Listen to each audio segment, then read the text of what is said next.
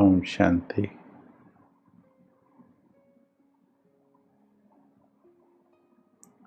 दो मिनट के लिए स्वयं को चारों ओर से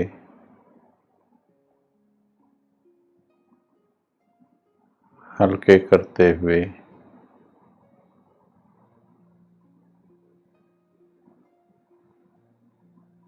कर्म बंधनों से मुक्त होने के लिए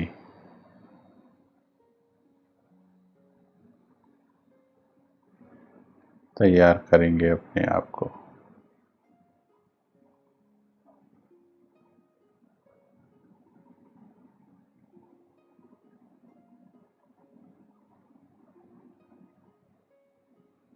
अकेली आई थी मैं आत्मा, मुझे अकेले ही जाना है।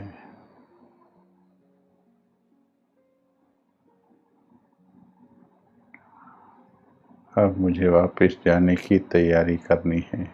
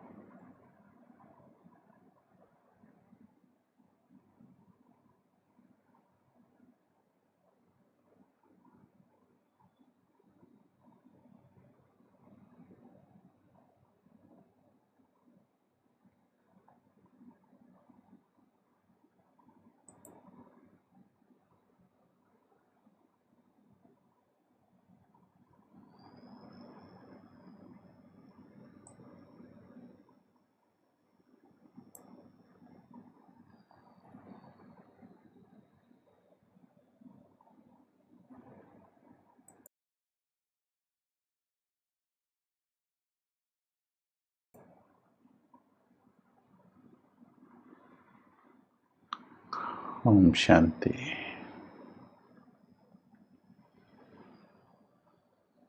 कैसे हैं आप सभी?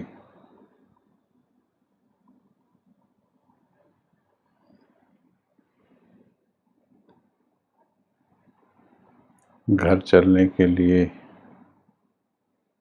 तैयार हो रहे?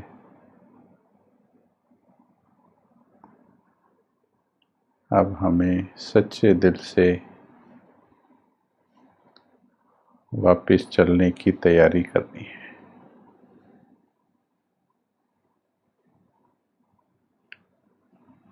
जब इस कर्म क्षेत्र पर पाठ बजाते हैं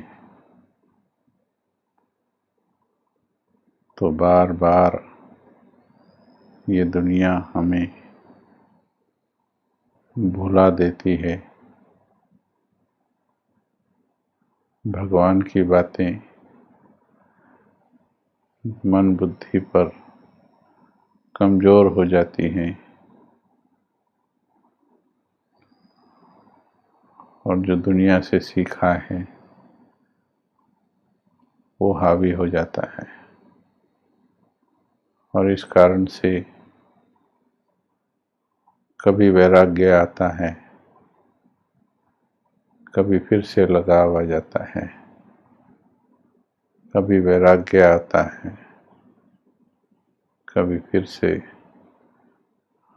लगाव में फंस जाते हैं।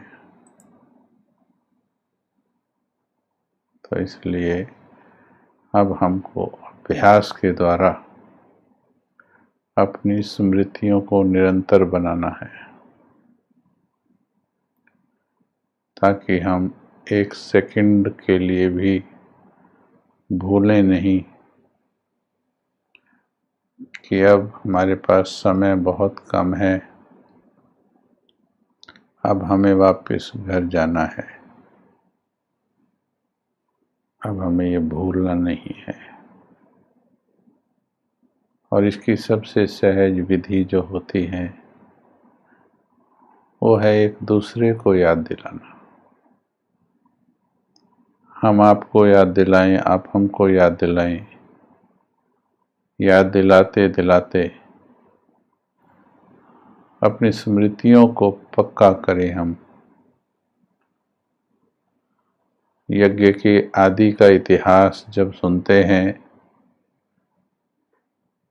तो उसमें यही बताया जाता है कि शुरू में याद को पक्का कैसे किया कि एक दूसरे से पूछते थे, शिव बाबा याद है, शिव बाबा याद है। तो याद को पक्का किया एक दूसरे को स्मृति दिलाकर। हमारी यादगार कृष्ण लीला में भी गोपियों का जो वर्णन है, गोपियों के अंदर भी यही विशेषता थी कि वो एक दूसरे के साथ कृष्ण के प्रेम की बात करती थी। वो अपना अनुभव सुनाती थी, वो अपना अनुभव सुनाती थी, और एक दूसरे को अनुभव सुनाते सुनाते कृष्ण प्रेम में लीन हो जाती थी, सुध बुध खो जाती थी। तो वही सुध बुध खोना वास्तव में बाबा की मुरलियों में भी आपने सुना होगा, सच्चे प्रेम की निशानी वही है। लीन हो जाने की अवस्था का वर्णन वही है। उसमें दिल ज्यादा, दिमाग कम चलता है। इसलिए अब हमें एक दूसरे को बार बार प्यार से अटेंशन दिलवाएं कि समय कम रह गया है, आओ कुछ घड़ी मिल करके तैयारी कर लें, ताकि जितना भगवान को पाकर हमें मिलना चाहिए, संगम का जो अंत है वो सुहाना होना चाहिए, और हमें लगे कि भगवान को पाकर जितना पाना चाहिए था हमने पाया है। तो कैसा लग रहा है आप सभी को? क्या अनुभव कर रहे हैं? जो सही में कुछ परिवर्तन अनुभव किया हो तो एक तो लिख करके बताएं, फिर हम आज की बात पर आगे चलेंगे।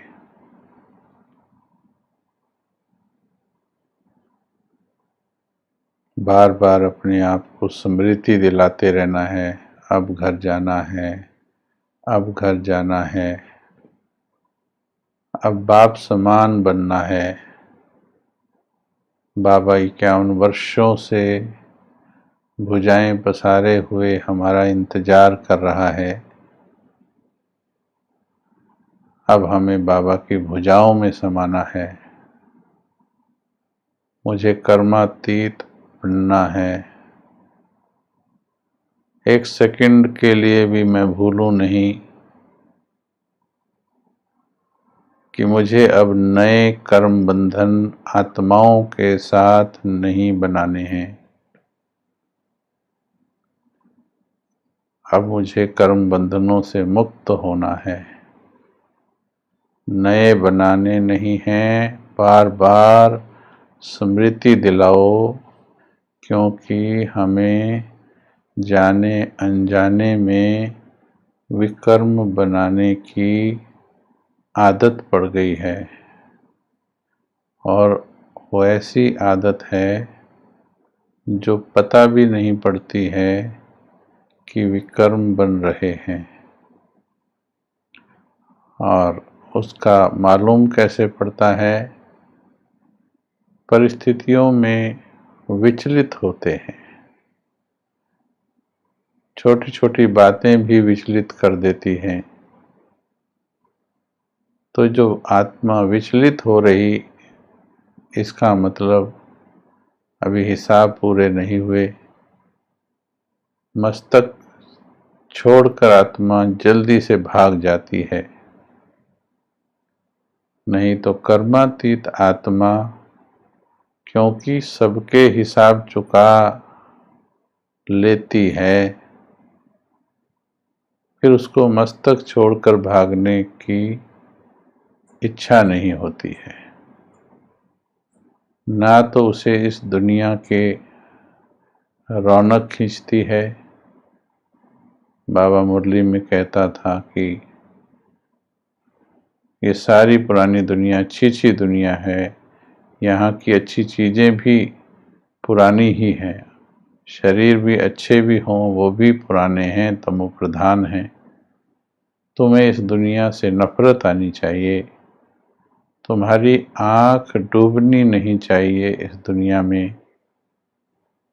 तो कैसे कैसे शब्द बाबा हमें डिटैच करने के लिए सुनाते हैं।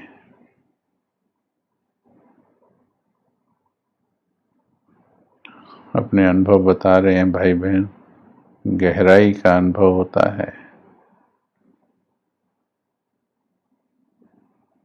अब जाना है।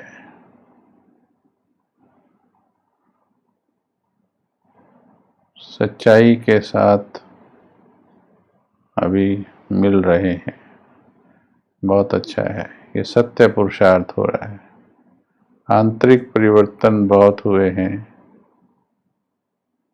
बहुत अच्छा है। अनुभूतियां बढ़ रही हैं, बोल बहुत मीठे हो गए हैं। ठीक ही तो है, आपका तो नाम भी मीरा है, तो और ही मीरा के नाम से ही सम्मान आ जाना चाहिए। और क्या पुरुषार्थ बढ़ रहा है। दिल से करते चले, दिल से डिटैच होते चले। डिटैच। अब घर जाना है। रोज मुरली में सुनते हैं अब पुरानी दुनिया खत्म होने वाली है, बच्चे विनाश के नज़ारे सामने हैं। तो जितना आप ये अभ्यास करते हैं उतना ही मन आपका सबकॉन्शियस माइंड, अगर आप लिख भी रहे हैं रोज 108 बार, शुरू में भले ऊपर से लिख रहे उतनी अनुभूति नहीं होगी, लेकिन धीरे धीरे आप देखिएगा वो मैसेज अंतर्मन कैच कर लेगा और कितनी चीज़ों को बिना पुरुषार्थ के ही छोड़ देगा।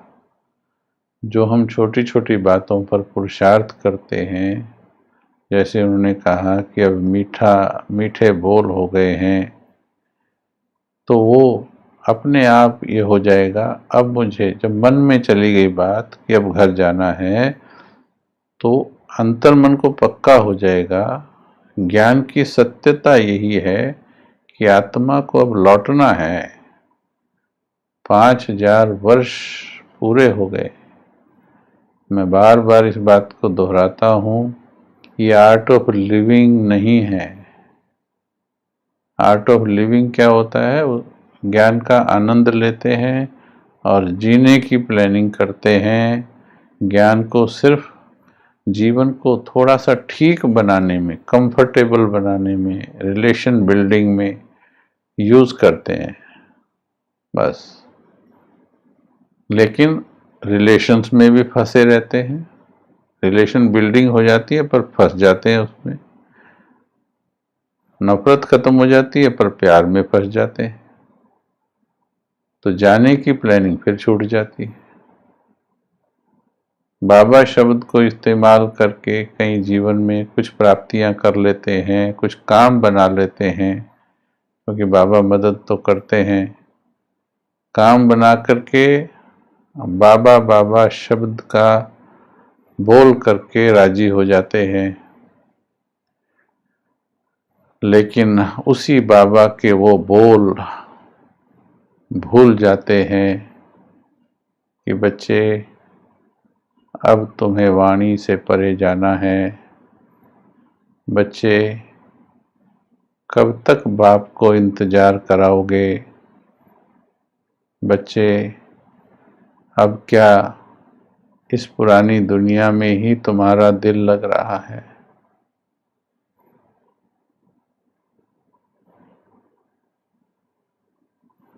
ये बाबा की बातें दिल को छुएंगी कि भगवान हमें वापस कितने धैर्य से बुला रहा है, कितने धैर्य से पढ़ाया है उसने और अभी भी पढ़ा रहा है। देखो लॉकडाउन में भी हमारी क्लासेस बढ़ी हैं, हमारे टीचर ने हमारी तैयारी बढ़ाई है, कम नहीं हुई है।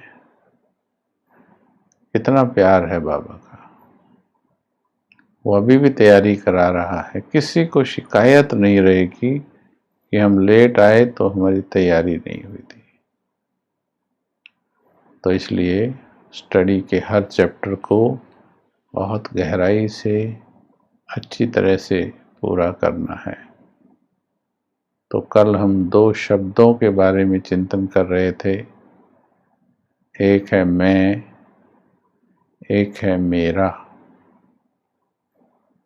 मैं और मेरा ये 2 शब्द ही फंसाते हैं, डुबाते हैं। ये 2 शब्द ही पार लगाते हैं।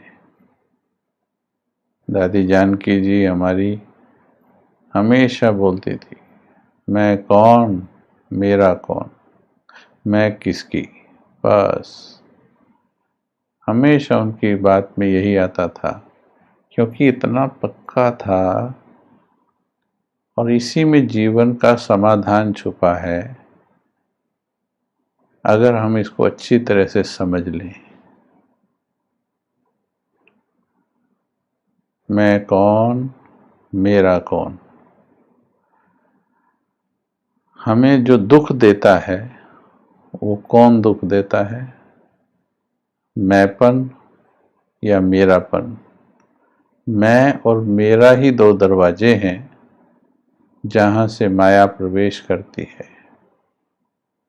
अगर मैंपन, अहम भाव नहीं है और मेरापन यानी लगाव भाव नहीं है, न वस्तु में, न वैभव में, न संबंधों में, तो माया आ ही नहीं सकती है। इसलिए ये जहाँ जहाँ मेरे के तार जुड़े हैं, वहीं से दर्द, दुख आने की मार्जिन होती है। इसीलिए बाबा ने कहा कि सब कुछ बाप को सौंप दो। लेकिन कईयों ने तो सौंपा है और जिन्होंने सौंपा है उन्होंने बहुत सुंदर अनुभव किए हैं और अनुभव कर भी रहे हैं, अभी भी कर रहे हैं वो अनुभव। लेकिन कईयों ने सौंपा नहीं है। जो सौंपते नहीं हैं उनकी निशानी है वो सोचते हैं, और जो सोचते हैं फिर वो सौंपते नहीं हैं, क्योंकि सोचना माना चिंता करना। मम्मा का स्लोगन था, हुक्म ही हुक्म चलाए रहा। हमारी सोच 3 प्रकार से चल सकती है। एक सोच है जो उस दुनिया के कारण हमारे मन में चलती है, वो खींचती है हमको, परमत के प्रभाव से हम खींचे चले जाते हैं। एक सोच है जो मेरे आकर्षण के कारण, जो मेरे अंदर आकर्षण है। सीता जी को अपने मन का आकर्षण था, श्री राम की शरण में थी, लेकिन खुद के मन में आकर्षण आ गया हिरण का, सोने के हिरण का, तो अपने आकर्षण ने उनके संकल्पों को खींचा। तो हमारे मन में या तो संकल्प घर परिवार और बातें, घटनाएं, हिसाब किताब, इनके कारण संकल्प चलते हैं, या जो मेरे अंदर आकर्षण है उसकी तरफ बुद्धि भागती है, मन भागता है, उसके कारण संकल्प चलते हैं। और सारा दिन आप देखेंगे लगभग इसी प्रकार के सोच विचारों में बीत जाता है। लेकिन हुक्मी हुक्म चलाए रहा का मतलब क्या है?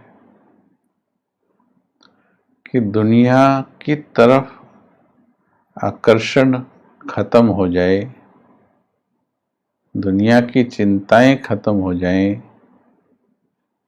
लेकिन हमें ये महसूस हो कि मेरी जो सोच है, मेरा जो मन है, बुद्धि है, उसकी बागडोर आसमान से कंट्रोल होती है। यानी हर घड़ी एक ऐसा एहसास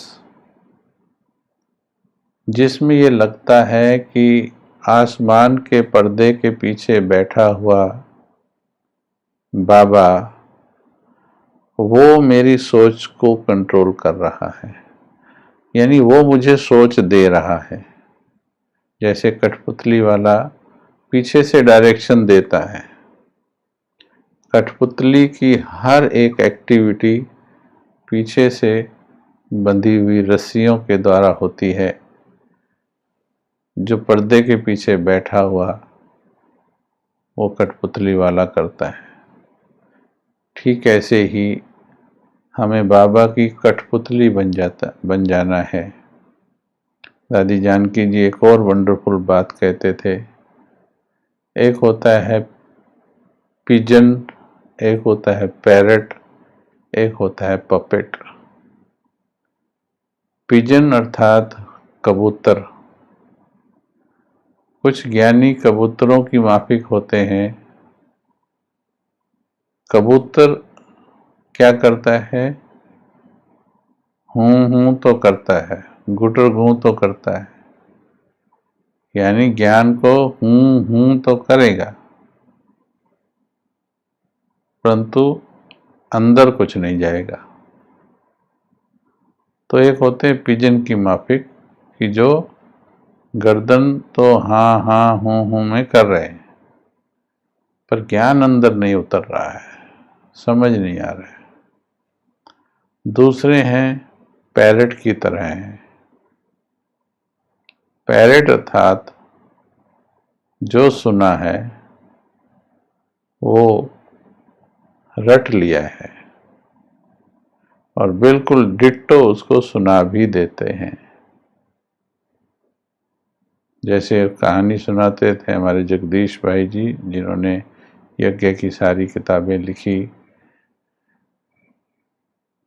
तोता राम नल पर मत बैठ। एक तोता था, उसको सिखाया तोता राम नल पर मत बैठ। उसने रट्टा लगा लिया, पिंजरे से उड़ा, जाकर बोलने लगा तोता राम नल पर मत बैठ, लेकिन खुद नल पर ही बैठा था। तो ये हो गया पैरट क्वालिटी।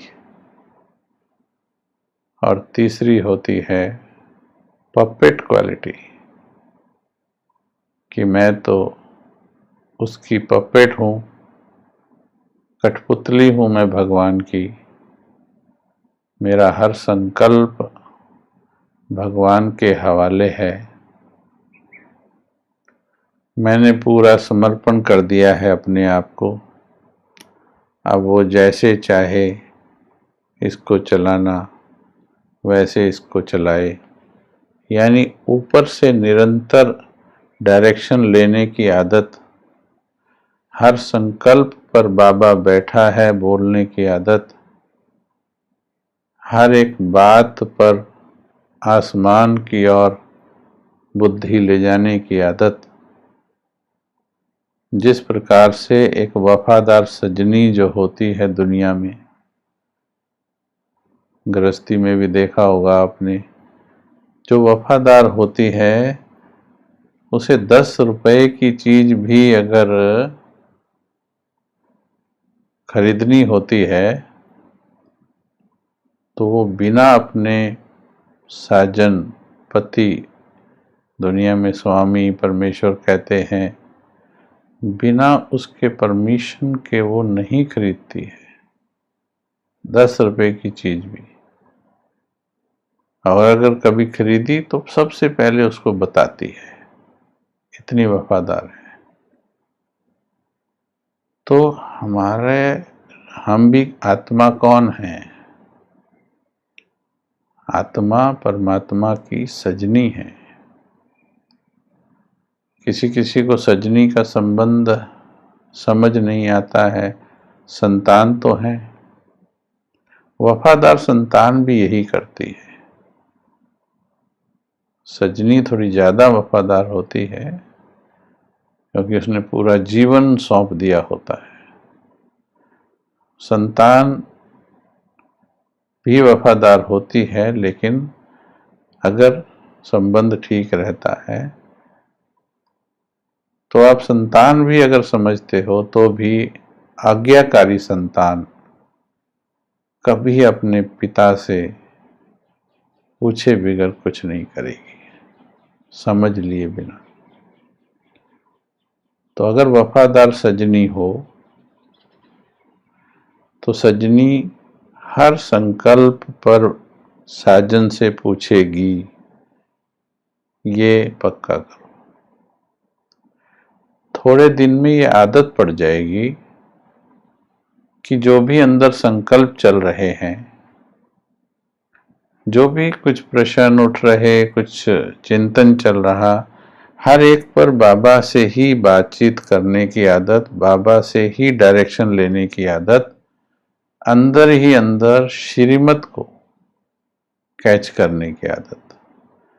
भले ही सारी श्रीमत बाबा ने मुरलियों में बताई है, पर वो सही समय पर वो श्रीमत याद आना, ये बाबा के योग से, याद से, उसके प्यार से ही संभव है।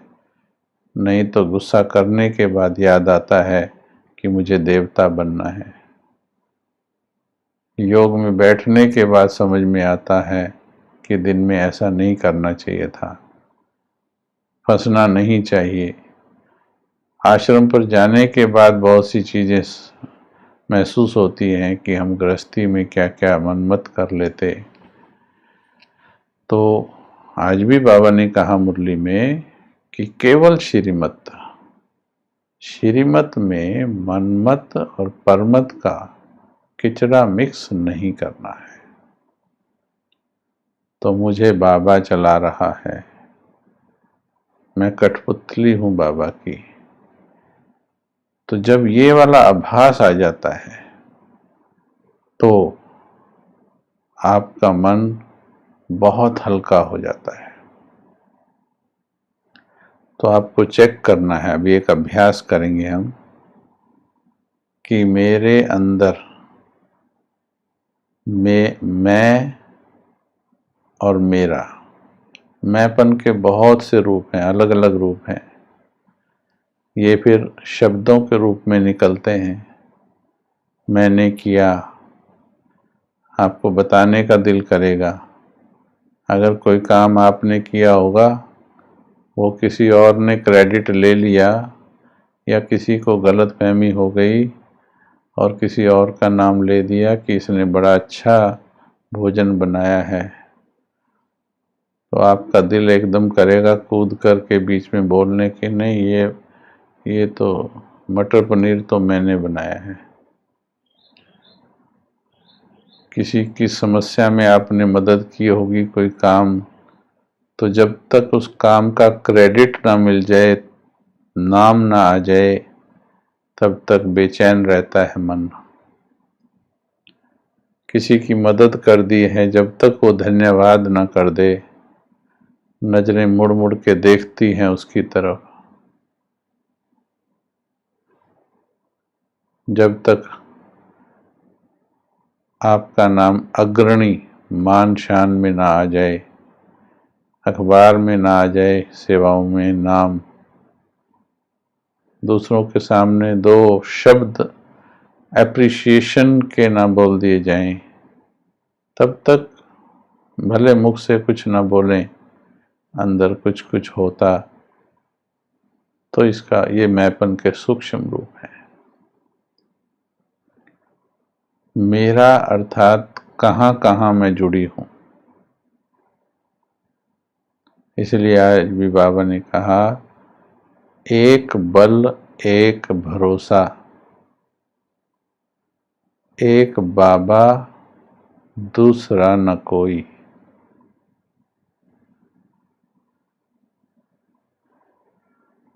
इसको पक्का करना है। चलिए 2-3 मिनट अभ्यास करेंगे, क्योंकि ये सारी चीज़ें सुनने की नहीं, सुनी तो आपने बहुत हुई हैं, अभ्यास करना है। अभी चेकिंग करेंगे अभी एक हम, कि मेरे अंदर मैंपन कितना है और मेरापन कितना है। क्योंकि ये मैंपन भी दुनिया से जोड़ता है और मेरापन भी दुनिया से जोड़ता है। फिर हम सच्चे वाले मैं और मेरा पर चलेंगे। अब ये मेरापन चाहे धन में है,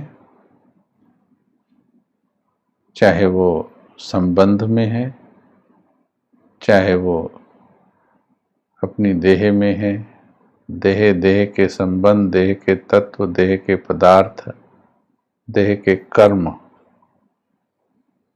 इसी में भी अगर मेरापन है, वो आत्मा को मस्तक में टिक करके बैठने नहीं देगा। मेरापन मेरे के पीछे भागते। किसी माँ का बच्चा है, उसको हमेशा रहता मेरा लाडला मेरा बच्चा। 2 कदम भी इधर उधर हो गया, एकदम माँ पीछे भागी जाती है, क्योंकि मेरापन है। मतलब उसको खींचता कौन है? उदाहरण दिया है कि मन को खींचता कौन है? मेरापन। मेरा, जहां जहां मेरा जुड़ा होगा। बचपन में एक दो उदाहरण देके फिर बैठते हैं। बचपन में जिस बच्चे को बड़े प्यार से पाला, जिसके पीछे पीछे भागे, दौड़े, उसको चलना सिखाया, पढ़ाया, उसको बड़ा किया, सारा धन उस पर लगाया, भागते रहे 20, 25, 30 साल उसके पीछे, मेरा बच्चा मेरा बच्चा मेरा बच्चा। लेकिन 1-2 साल कुछ ऐसा हुआ आगे बढ़कर कि उस बच्चे ने कड़े हिसाब किताब ले लिए, ऐसे पाठ पढ़ा दिए, वो मेरेपन के तार तोड़ दिए। उसके बाद मन भले दुखी तो होता रहा, लेकिन वो मेरेपन का आकर्षण, मेरेपन वाला जो बचपन का था वो छूट गया, अब दुख में बदल गया। क्योंकि मेरापन था, इसलिए दुख मिला। मेरा बच्चा मैंने पैदा किया, तो ये मेरा बड़ा सूक्ष्म है। इसीलिए गाया संतों ने ना, क्या लागत है मोर, तेरा तुझको सौंप दो, क्या होवत है सब तो, मेरा मुझ में कुछ नहीं, जो होवत है सब तोर, सब तेरा है। आज बाबा ने यही कहा, सब बाप का है, सब बाप में है। चलिए पहले हम चेकिंग करेंगे। बैठेंगे, सीधे होके बैठे, स्थिर होके बैठे, बिल्कुल चेकिंग बिल्कुल स्थिरता के साथ, सच्चाई के साथ करनी है। चैट अब नहीं करेंगे, पूछेंगे तब करेंगे। बंद कर दी है चैट हमने।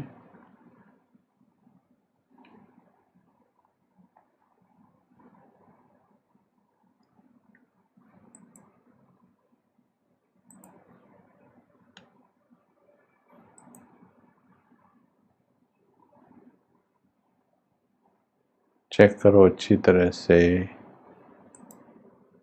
मेरे भीतर मेरापन कहाँ कहाँ है।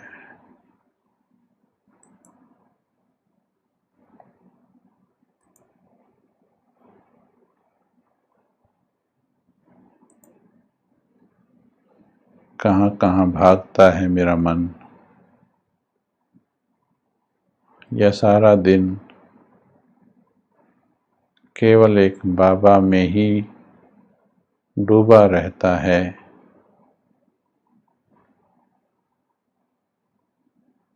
बाहर दुनिया में केवल कर्तव्य भले हम करते हैं, पर मेरा मन उसमें डूबता नहीं है, निरंतर बाबा में डूबा रहता है। जैसे लैला मजनू में डूबी रहती थी, मीरा कृष्ण में डूबी रहती थी। क्या मैं बाबा में डूबी रहती हूँ?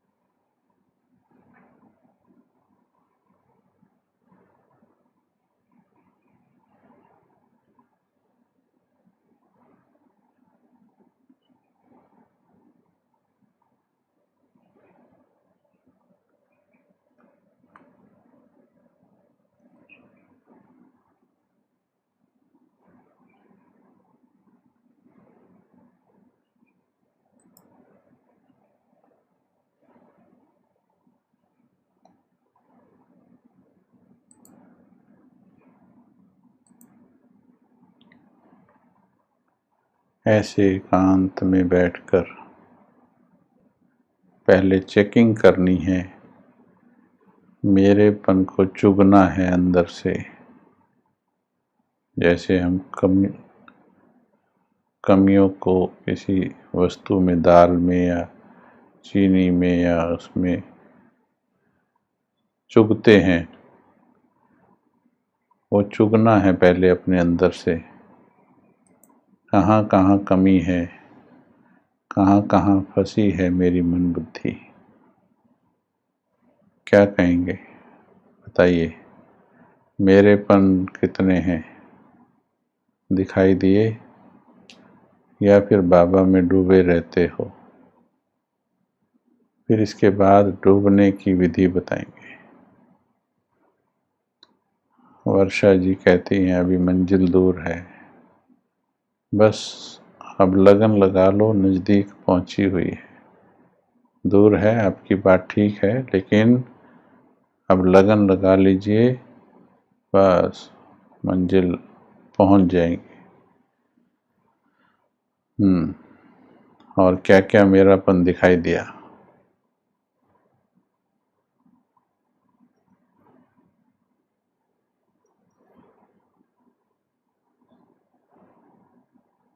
बहुत है।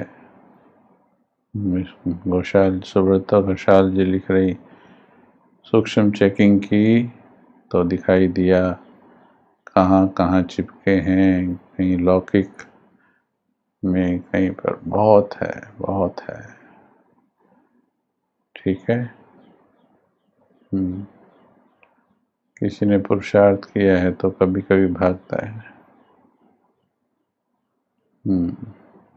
कई बार अपने आप फील नहीं होता और दूसरों को साफ दिखाई देता है।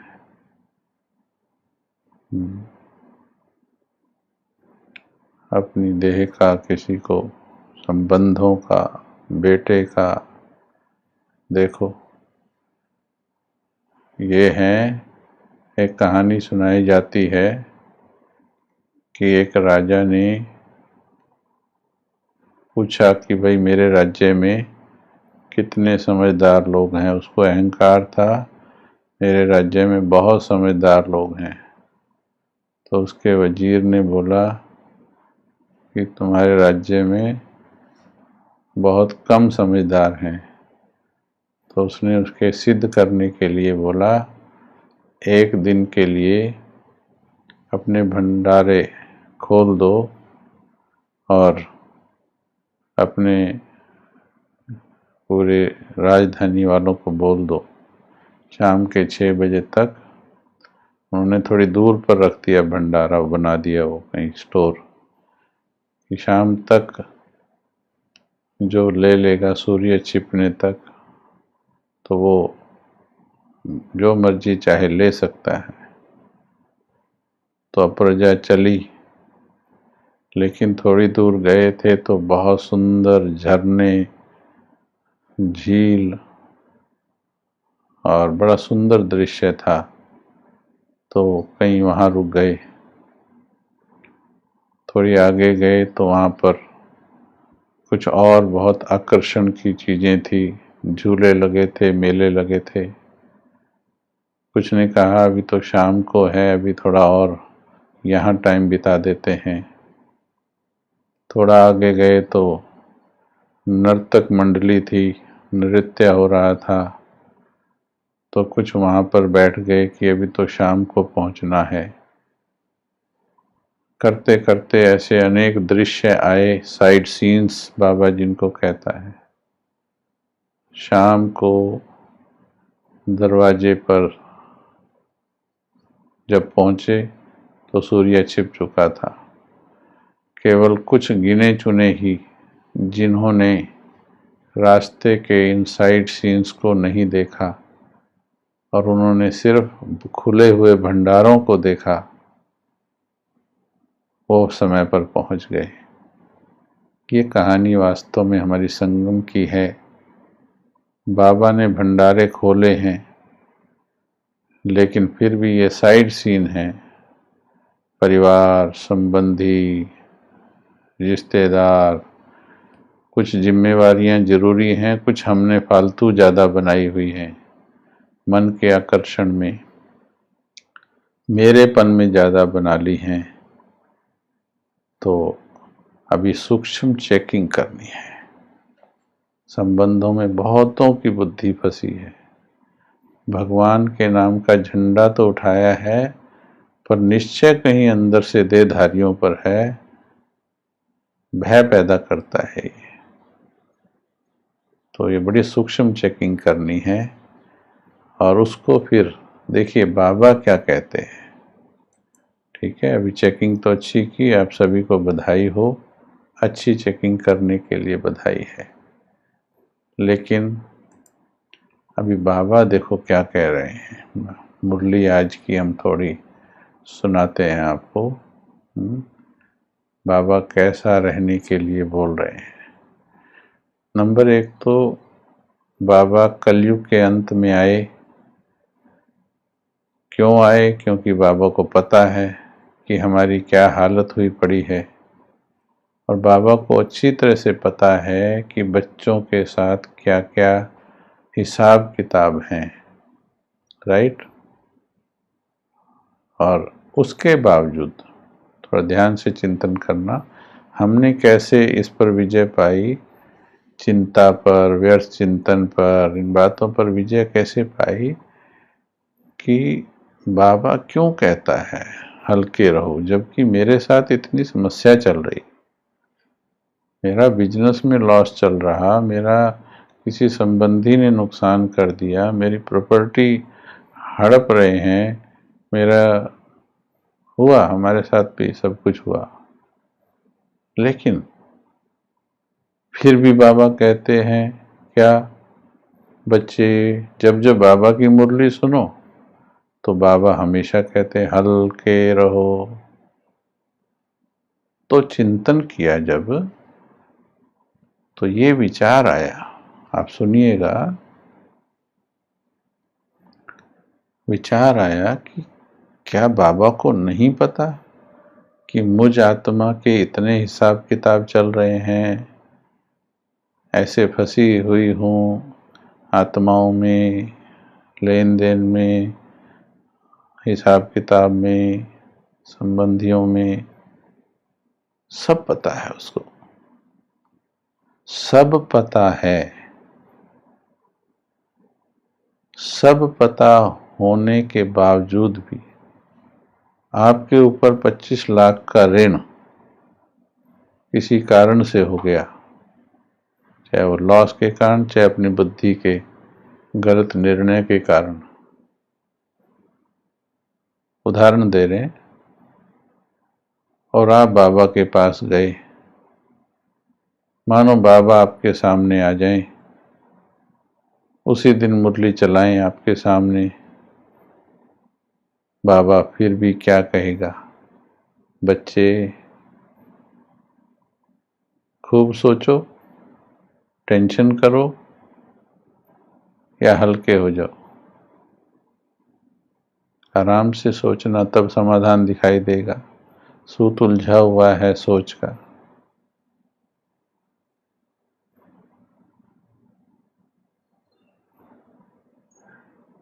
बाबा कहते बच्चे सब बाप के हवाले कर दो।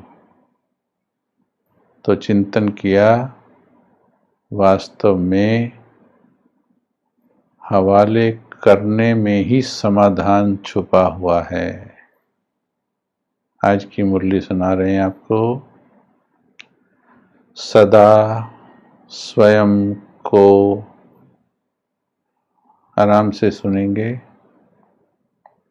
आराम से सीधे होके बैठ जाओ पहले, क्योंकि ये बात सिर्फ कान से नहीं दिल से सुनने की है। कानों के जरिए दिमाग में तो बहुत कुछ भरा हुआ है हमने, लेकिन अभी सीधा दिल से सुनिए भगवान के महावाक्य। भगवान सुना रहा है, सीधा दिल से सुनिए क्या कहता है। ओके, ठीक है, 5-7 मिनट के लिए आपके जीवन के सारे समाधान दे रहा है बाबा।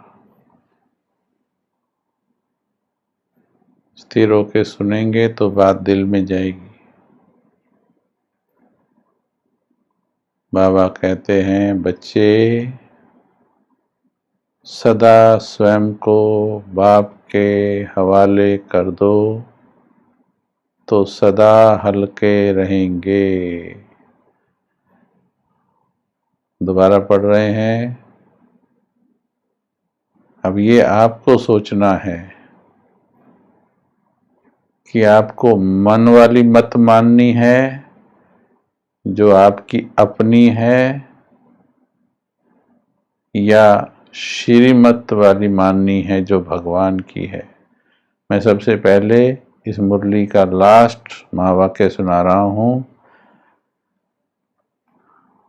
बाप दादा की रिफाइन श्रेष्ठ मत का साधन लो, उसमें जरा भी मनमत परमत का किचड़ा ना हो।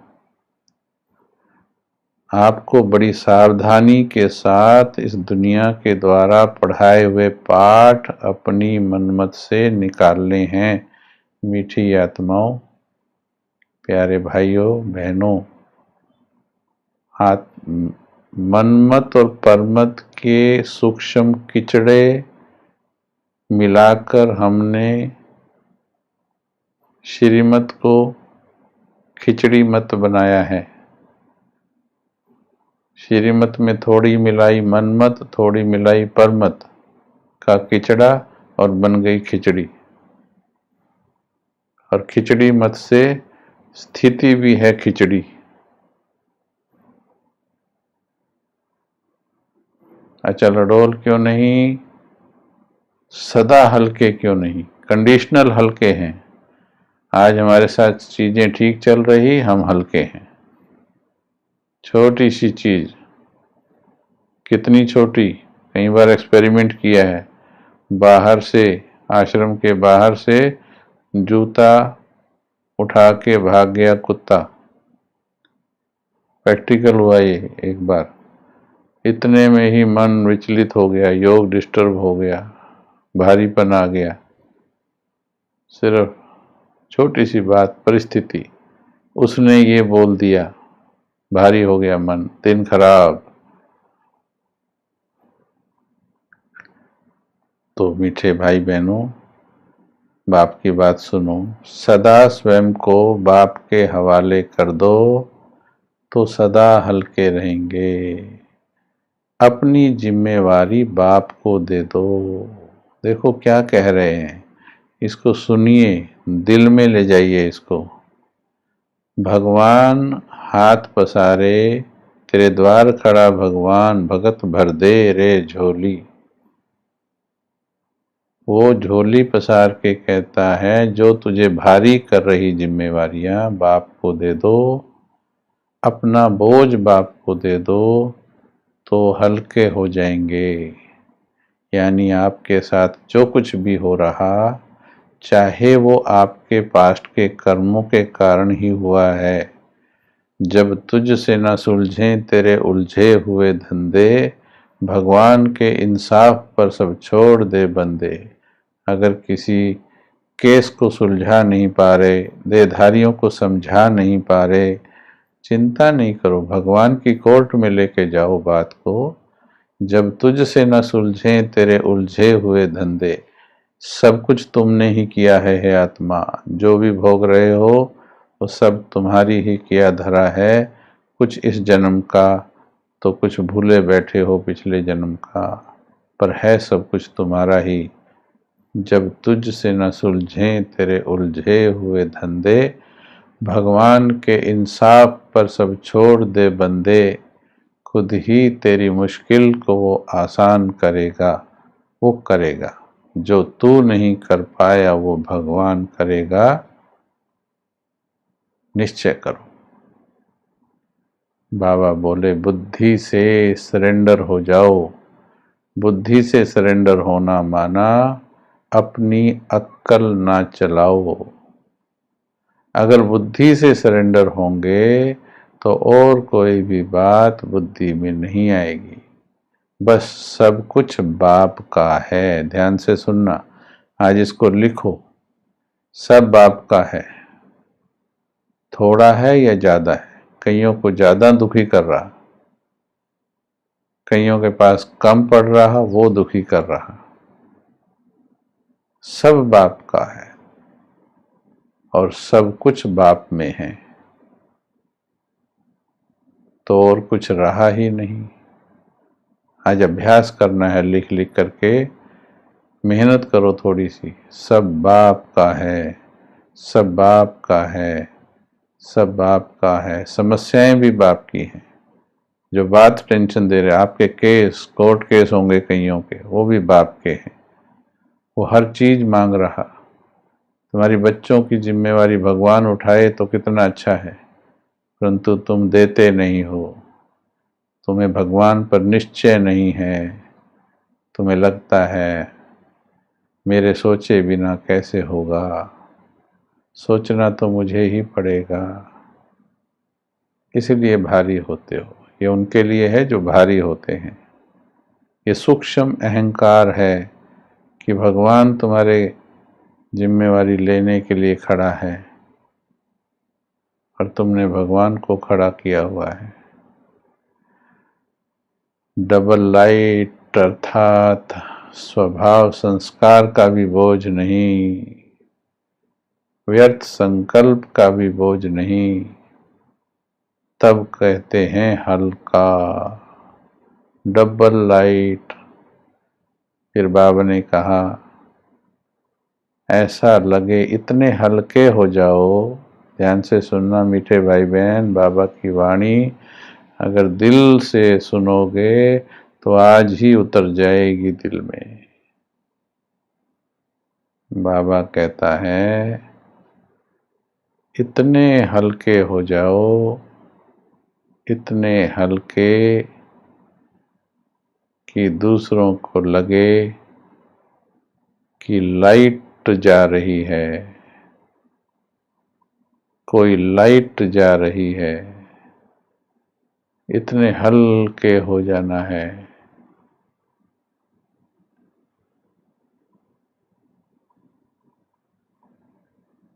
चलो बैठिए, समय थोड़ा पड़ जाता है, गहराई में जाओ। कल हम बाबा के प्यार पर लेंगे कि हमें कर्मातीत बाबा का प्यार बनाएगा। कल हम प्रेम की मंडली लगाएंगे। तो आज हल्के हो जाओ, सब बाबा को सौंप दो।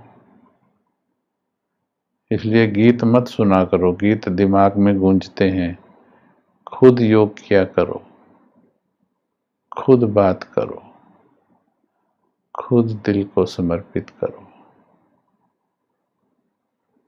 चलो 3-4 मिनट सब हल्के हो जाओ, बिल्कुल संकल्पों का भी बोझ नहीं, एक ही साधन सब तेरा, मेरा को तेरा कर दो। मैं तेरी हूँ, मैं तेरी हूँ, मैं तेरी हूँ। माया ने दिवाला निकाला हुआ है। जिसका दिवाला निकल जाता गवर्नमेंट में सरेंडर कर देता है। सरेंडर कर दो ईश्वरीय गवर्नमेंट में, बाबा के सामने, बचा लेगी।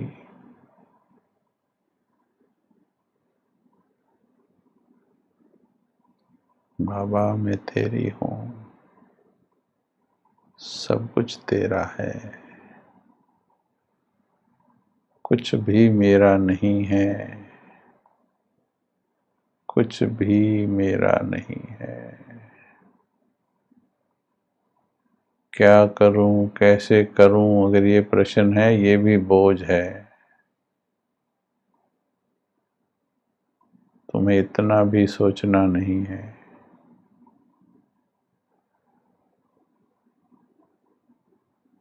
बाबा बैठा है।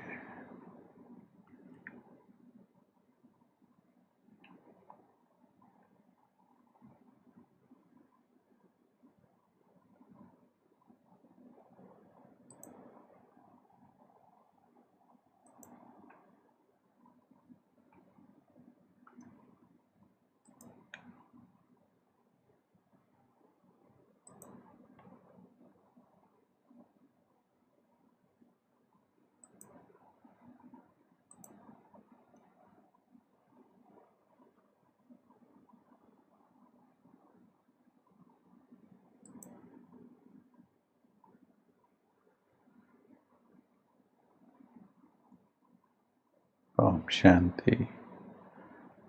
अभी सबसे पहले वो लिखेंगे जो हल्के अभी भी नहीं हो पाए, और बाकी मत लिखें। जो हल्के हो गए हैं, हो रहे हैं या हैं, वो मत लिखो। हमें उनकी मदद करनी है जो नहीं हो पा रहे हैं। बाबा इतने प्रेम से बाबा बाबा बाबा प्रेम से सुनाने पर भी उनके दिलों में कुछ और भरा है, वो लिखें। वो लिख, कईयों का तो गंध साफ हो गया होगा। माफ कर दो सबको, साफ करो दिलों को। कुछ नहीं रखा है दुनिया में, सबको माफ कर दो, हल्के हो जाओगे। किसी से बदला लेने की कामना मत करो। जो अभी भी हल्के नहीं हो पाए वो लिखो जल्दी से, समय हो रहा है।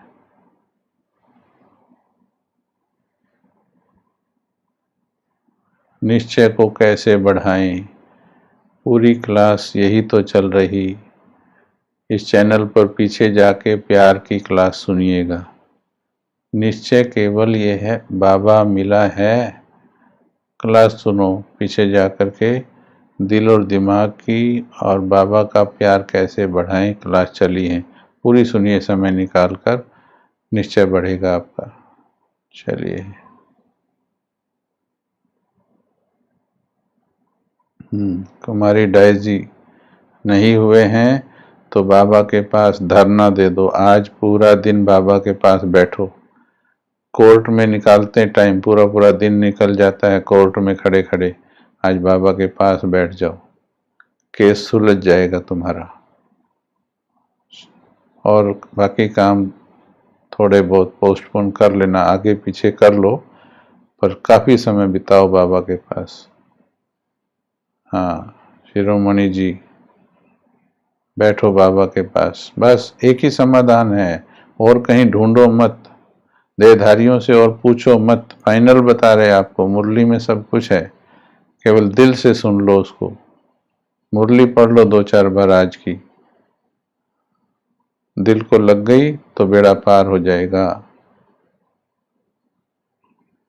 सब कुछ बाप में है, बस आपका कुछ नहीं है, सब मैंने बाबा को दे दिया संकल्पों सहित। अब बाबा क्लास में बता चुके हैं, हम उसको पकड़ नहीं पाते, तो इसलिए सब बाबा का है, बाबा ही मुझे चला रहा है, मैं निमित्त होके चल रही हूँ। आप अभ्यास करो, समझ में आ जाएगा धीरे धीरे। अजीत कौर जी हल्के नहीं है, बाकी सब इनको दुआ भी देंगे साथ में मन से। हाँ अभी बाबा शब्द में मिठास लाओ, मेरा बाबा मीठा बाबा, ये लिखो, मेरा बाबा मीठा बाबा। ये संसार का सबसे पावरफुल ब्रह्मास्त्र है, इसको समझ लीजिए, प्यार से लिखो। बड़ा देहधारियों को प्यार से बोला है, मेरा लाल, मेरा बेटा, मेरा पति, मेरा वो। अरे मेरा बाबा प्यार से बोलो, बेड़ा पार है। सब ने बेड़ा डुबाया है देहधारियों ने, और भगवान पार लगाएगा। चलो ओके, ओम शांति।